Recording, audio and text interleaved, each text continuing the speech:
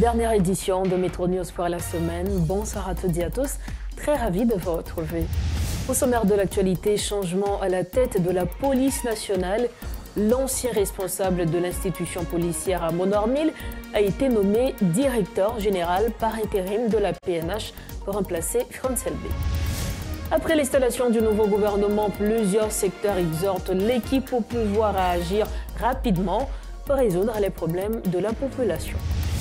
On titre également l'actuel ministre de la Culture et de la Communication, également ministre de l'Éducation nationale, Antoine Augustin, annonce qu'il va récupérer les espaces culturels et éducatifs endommagés par la violence des gangs.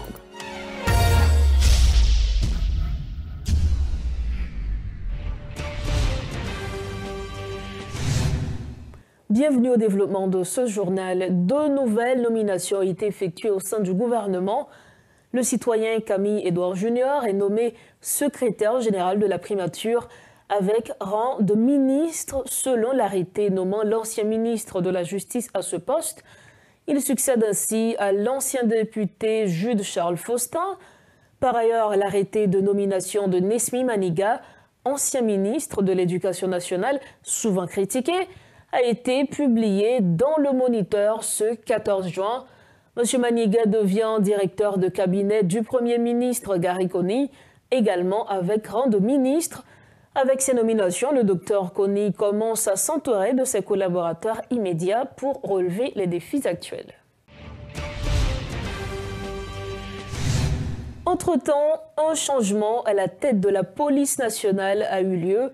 L'ancien responsable de l'institution policière, Normil Rameau, a été nommé directeur général par intérim de la PNH pour remplacer Franz Elbé, selon une source du Conseil présidentiel de transition. Ramon Normil, issu de la 4e promotion de la police nationale d'Haïti, a déjà occupé le poste de DGAI de la PNH, des postes à l'inspection générale, à la direction générale, à la brigade des affaires criminelles et à l'UCREF, entre autres. Il a également dirigé la direction générale de la police judiciaire. Il convient de souligner que Franz Elbé faisait l'objet de critiques depuis quelque temps et de nombreuses voix réclamaient son remplacement. Le Réseau national de défense des droits humains, RNDDH, a publié un rapport critique sur les conditions de travail des agents de la police nationale d'Haïti, basé sur une enquête menée en mai 2024.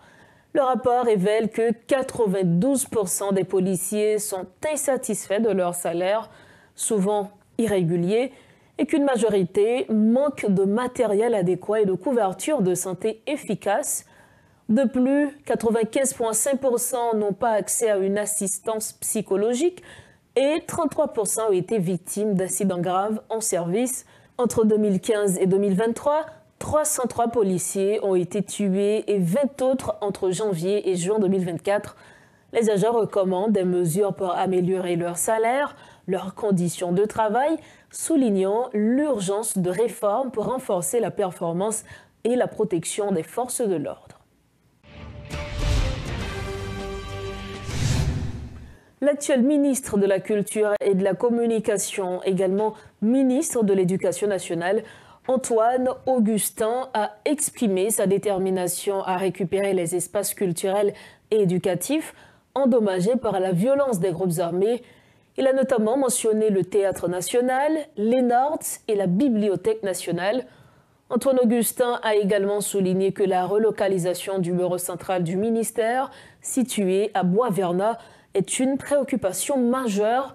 Il a abordé plusieurs autres points, tels que le pillage de la citadelle et la finalisation du projet de politique publique du secteur culturel.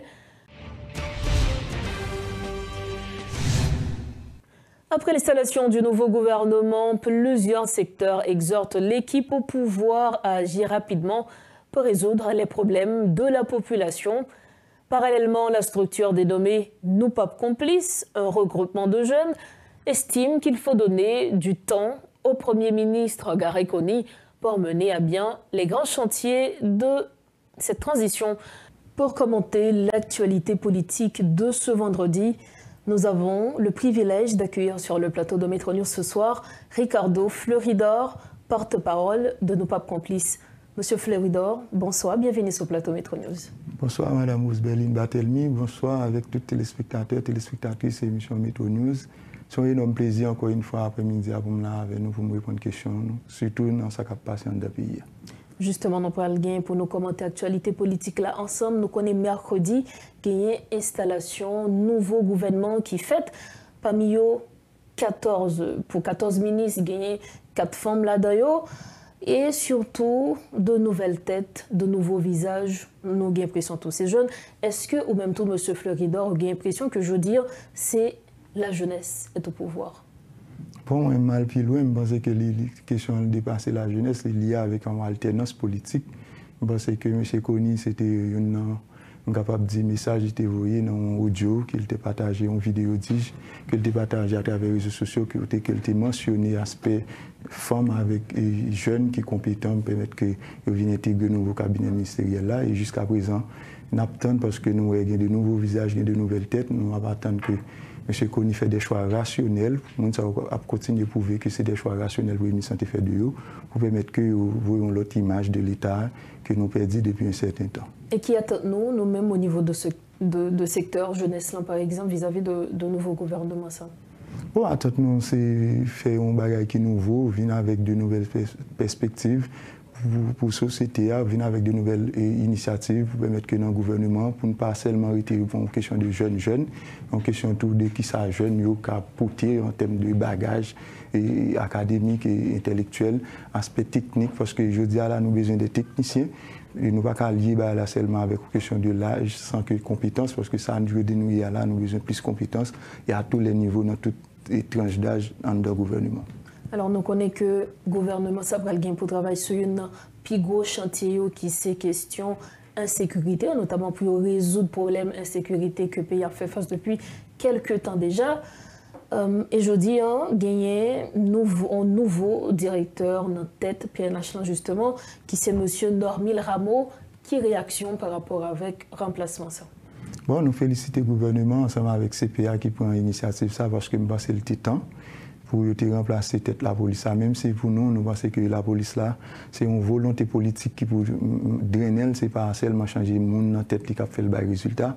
Même parce que la situation a été dépassée, DG qui sont passés parce que trois bagages faits, dernière ça qui passé en date là c'est l'amour trois policiers. Je pense que c'est un très bon choix et Napton et M. Normil Rameau par rapport à nous connaissons un cadre dans la police, il fait partie des CPJ, il fait un temps, c'est pas un monde qui prend comme si on vient mettre dans le système, c'est un monde qui connaît l'institution. Et nous espérons que le gouvernement avec CPT va M.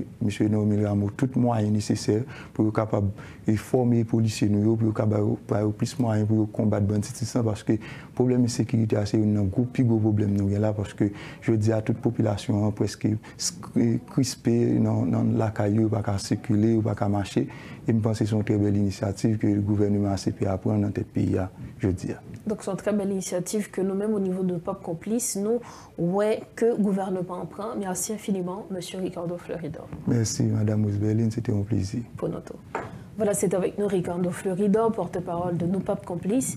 Il était notre invité pour commenter l'actualité. Merci de votre fidélité à Metro News. Le Premier ministre et ministre de l'Intérieur et des collectivités territoriales, le Dr Gary Coney, a participé dans la matinée du 13 juin à une réunion de travail sur les préparatifs de la saison cyclonique 2024 qui s'annonce particulièrement sévère cette année. Cette rencontre a permis de discuter des plans, des stratégies et des besoins spécifiques pour protéger la population en cas d'urgence. Il préside également le Comité national de gestion des risques et des désastres, comme le mentionne une note de presse du gouvernement. La séance de travail organisée à la Villa d'accueil sous l'égide du Conseil présidentiel de transition a rassemblé les différents acteurs de la gestion des risques et des désastres, y compris la Direction générale de la protection civile et les représentants des agences humanitaires en Haïti. Tout acteur qui est impliqué dans la réponse à une crise comme le cyclone, parce que nous connaissons la saison cyclonique, l'annonce excessivement sévère, avec une série de cyclones prévus. Donc généralement, nous voulons connaître, le Conseil présidentiel a voulu connaître, est-ce que nous parons pour nous répondre à une urgence cyclonique. s'il frappe dans le nord, s'il frappe dans le sud, est-ce que nous avons tout barré en place pour nous répondre à besoin de la population en urgence? Donc c'était ça la question.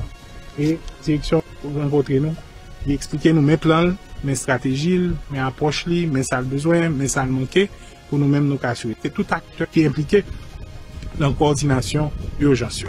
Donc, il y a une communauté internationale là, il y a tout l'autre ministère, toute l'autre entité de l'État qui est impliquée dans la réponse, le ministère de la Santé publique et autres, pour nous assurer que nous pouvons protéger la population en cas d'urgence.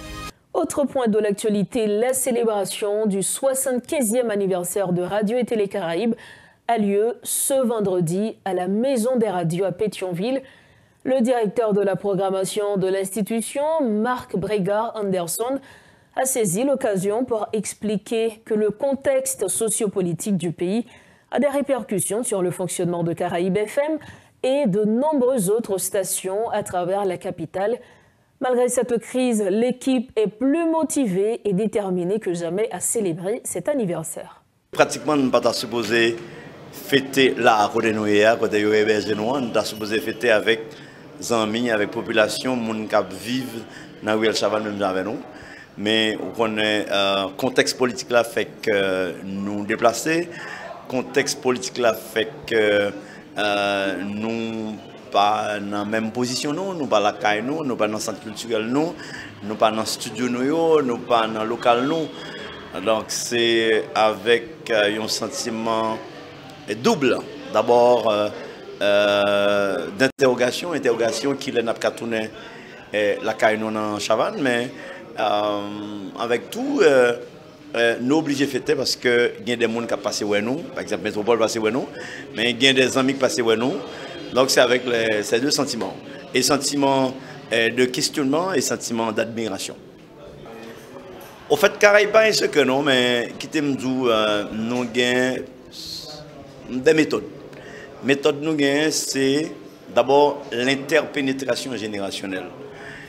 Moi-même, dans 75 ans Caraïbes là, j'ai un nombre d'années, il y a l'autre monde qui a un autre nombre d'années, et yo fait expérience mon qui était là avant yo avec jeunesse et savoir mon qui fait venir yo. Donc yo fait ce qu'on aurait pu appeler l'interpénétration générationnelle. Et interpénétration ça fait que nous toujours à renouveler tête nous au fur et à mesure. Donc c'est un bail qui est important pour toute institution qui a 50 ans et plus. C'est même secret, c'est que c'est pas les gens qui te crié là, qui n'ont bagarre là, mais c'est des gens qui comprennent que la créativité, c'est l'intelligence qui s'amuse. Genre peut-être un peu le monde qui a dit là. Donc nous avons des gens qui ont créativité, des gens qui viennent, qui potent ça comme monde, nous potent ça comme savoir, nous potent ça et puis nous prenons et savoir jeunesse là, nous mélanger avec expérience ancienne et puis ça merge, j'ai peut-être anglais à te dire là, qui baille les 75 ans de la grande dame Caraïbe. Alors que Radio Caraïbes fête ses 75 ans d'existence, le journaliste Luc Nair-Désir pleure son fils aîné. Notre confrère de Radio et Télé Éclair, Luc Nair-Désir, également connu sous le nom de Louko, a tragiquement perdu son fils aîné ce 14 juin. Selon les informations partagées, Stéphane Luc Nair-Désir Jr. s'est suicidé en se jetant sous un train en Floride. C'est une immense tragédie pour la famille de l'animateur vedette de l'émission Matin Débat. Nous refermons cette édition de Métro News, mais avant de partir, voici les titres à la une de ce soir. Changement à la tête de la police nationale d'Haïti, l'ancien responsable de l'institution policière Ramon Normil a été nommé directeur général par intérim de la PNH pour remplacer Franz Elbe. Après l'installation du nouveau gouvernement, plusieurs secteurs exhortent l'équipe au pouvoir à agir rapidement pour résoudre les problèmes de la population.